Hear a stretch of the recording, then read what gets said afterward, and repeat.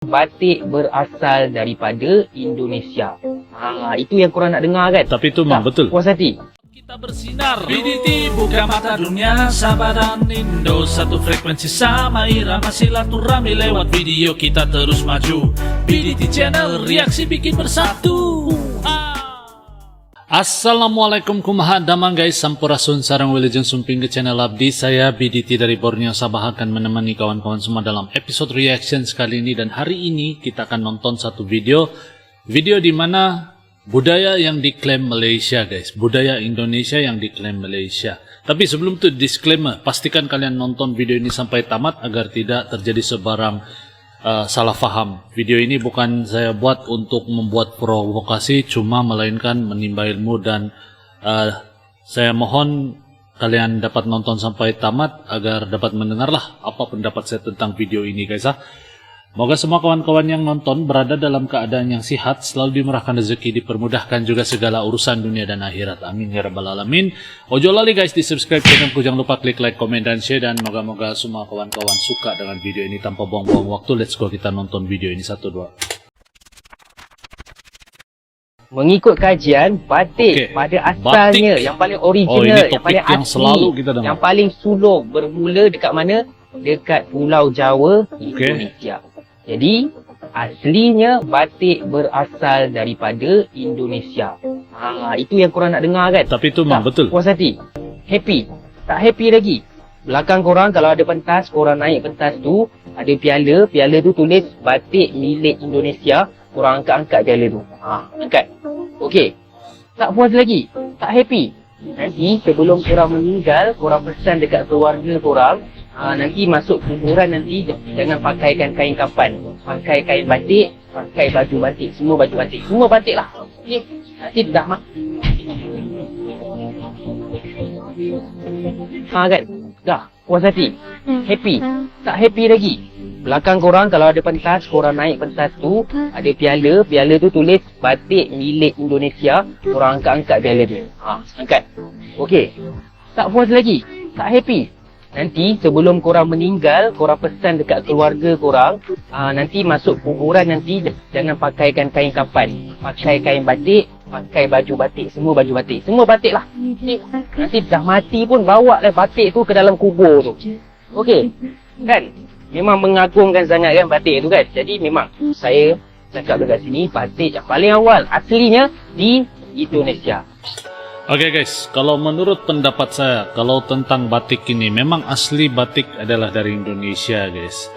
Dan kenapa? Mungkin ada di antara kalian yang hairan kenapa ada di Malaysia, batik ada di Malaysia. Mungkin boleh kita bilang kalau dulu lagi, zaman dulu sebelum ada Malaysia, Indonesia, masih lagi Nusantara.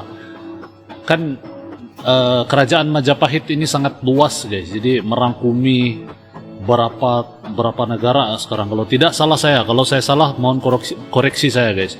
Malaysia, Filipina, dan juga kalau tidak salah Thailand. Meliputi begitu luas lah kerajaan Majapahit. Dan mungkin ada orang-orang Indonesia yang suka travel kan, datang ke Malaysia dan tinggal di Malaysia. Dan apabila perubahan waktu, berjalannya waktu, jadi itulah batik itu dibuat di sana. Tapi asli dia memang orang Indonesia yang buat. Jadi secara pelan-pelan perubahan tradisi batik itu berubah mengikut keadaan di Malaysia. Jadi itulah Malaysia dan Indonesia ada batik. Masing-masing ada batik, mempunyai ciri dan keistimewaan masing-masing guys. Dan asli dia batik memang dari Indonesia. Itulah sebab fakta ini adalah fakta guys. Saya pernah terbaca tentang batik ini di satu laman pasal penjelajah travel apa saya lupa tajuk dia, nanti saya letak di ruang description box di bawah tentang link itu. Dan saya rasa sebab itulah kenapa di Malaysia ada batik guys. Mungkin karena orang Indonesia ini kan terkenal dengan sifat petualang dan suka menjelajah gitu, suka keluar dari negara sendiri. Itulah sebab mereka travel berpindah, ada yang sudah mengekal, yang tinggal di Malaysia, dan mungkin buat batik rindu kan dengan Indonesia, jadi dorong buat batik. Sebab itulah berubahnya waktu, peredaran masa, peredaran waktu dari tahun ke tahun, berabad-abad, sampailah tercipta batik yang simbolik dengan negara Malaysia, tetapi asli daripada batik itu tetap dari Indonesia. Ini seharusnya bukan menjadi satu hal perdebatan yang harus dijadikan bahan pergaduhan, tetapi kalau menurut saya seharusnya dibanggakan, karena batik itu milik Indonesia, memang asli Indonesia, tapi dia jadi lebih meluas begitu, seharusnya dijadikan sesuatu yang lebih membanggakan. Itu kalau menurut pendapat saya pribadi, guys. Kalau menurut kalian pula bagaimana? Sila komen di ruangan komentar di bawah, guys. Jadi sebenarnya kalau menurut saya tiada salah, tiada benar nih tentang siapa yang asli batik, siapa yang duluan buat batik. Tapi yang pasti memang asli dari Indonesia kan. Jadi kita terima saja. Malaysia yang diklaim Malaysia pasal. Yang pertama ada angklung. Angklung merupakan alat musik tradisional khas Sunda. Namun Malaysia pernah mengklaim alat musik ini menjadi warisan budaya mereka. Setelah perdebatan panjang antara Indonesia dan Malaysia, akhirnya angklung resmi terdaftar di UNESCO sebagai warisan budaya lisan dan tak benda manusia asli Indonesia. Hal tersebut resmi tercatat pada November 2010. Yang kedua, ada batik. Malaysia pernah mengklaim batik sebagai bagian dari budaya mereka sejak lama. Pemerintah Indonesia kemudian mengirimkan nota keberatan kepada pemerintah Malaysia. Tak mau kecolongan kedua kalinya, Indonesia pun mendaftarkan batik ke UNESCO pada tanggal 3 September 2008. 1 tahun kemudian, tepatnya pada 2 Oktober 2009, UNESCO mengesahkan batik sebagai warisan budaya Indonesia. Tanggal tersebut sekaligus menjadi perayaan Hari Batik Nasional dalam kalender Indonesia. Warisan budaya punya Indonesia yang diklaim Malaysia Part 2. Yang ketiga ada keris. Keris merupakan senjata yang kerap digunakan masyarakat di beberapa daerah di Indonesia, seperti Jawa, Sumatera, Bali, Nusa Tenggara Barat, dan daerah lainnya. Namun, Malaysia meyakini keris adalah warisan budaya dari nenek moyang mereka. Hal ini memancing perdebatan antara masyarakat Indonesia dengan Malaysia. Ini berbalik kepada yang saya cakap tadi, guys. Orang Indonesia terkenal dengan sifat petualang dan sifat menjelajah kan. Jadi ini mungkin juga dibawa oleh orang-orang Indonesia yang terdahulu datang ke Malaysia, dan secara tidak langsung itu dijadikan macam satu revolusi gitu di Malaysia. Jadi tidak heran kenapa keris ada di Malaysia, ada juga di Indonesia.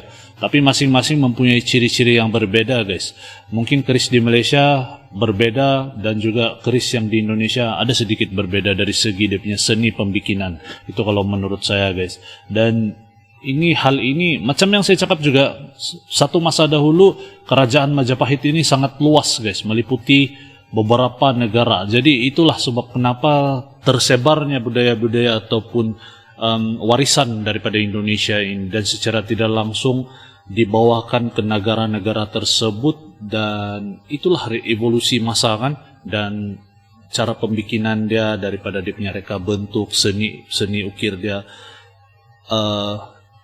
terevolusi daripada tempat tersebut. Itu kalau menurut saya, guys. Kita sambung nonton. Pada 25 November 2005, UNESCO akhirnya mengukuhkan keris sebagai lambang budaya warisan Indonesia. Yang keempat, ada kuda lumping. Kuda lumping atau juga disebut jaran kepang atau jatilan merupakan tarian atau kesenian tradisional Jawa. Kesenian ini juga pernah menjadi sasaran klaim Malaysia.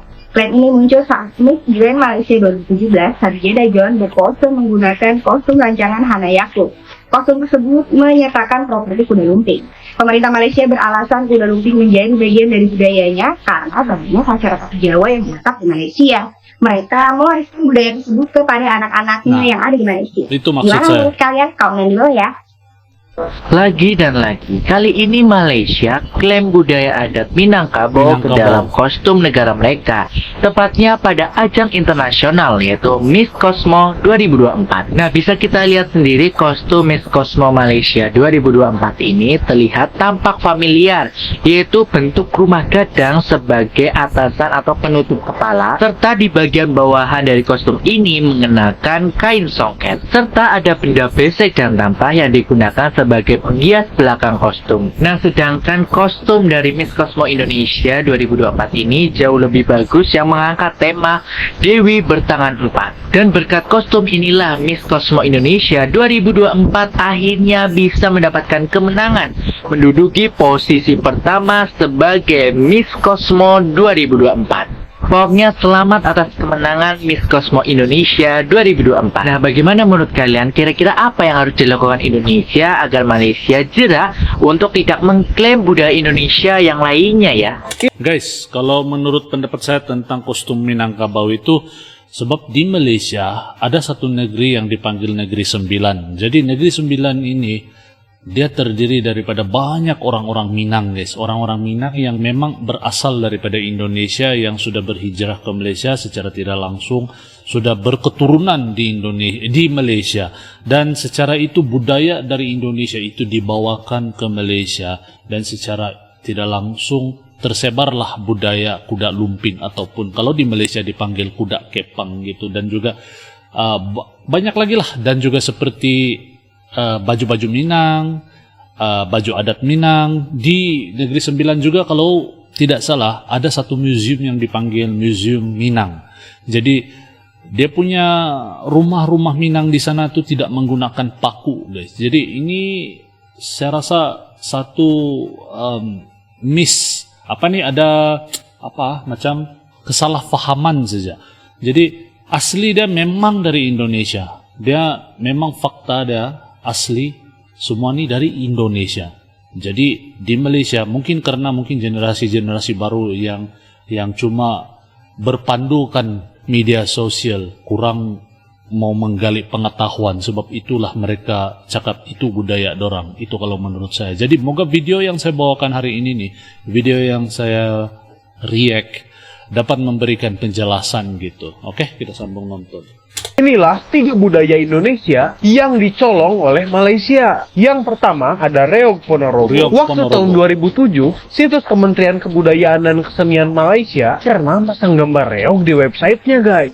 Otomatis bikin orang Indonesia geram kala itu. Yang kedua ada wayang kulit. Desainer Malaysia Jamie Chong pernah menuai kontroversi karena ia membuat desain wayang kulit yang dipasang di sepatu Adidas secara resmi. Padahal kan jelas-jelas wayang kulit dari Jawa ya. Akhirnya Adidas meminta maaf atas kejadian ini. Yang ketiga ada lagu Halo Halo Bandung. Ini baru kemarin banget. Malaysia ngejiplak lagu Halo Halo Bandung jadi lagu Halo Kuala Lumpur. Nada dan lagunya sama persis, cuman diganti lirik dikit cuy. Aduh, kagak kreatif banget sih. Menurut kalian gimana? Komen di bawah ya.